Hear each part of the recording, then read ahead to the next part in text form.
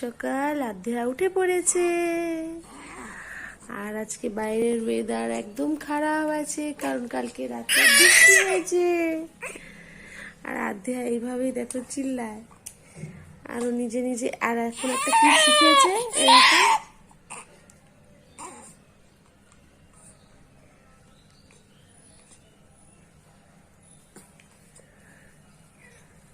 এই যে কোলে আসবে।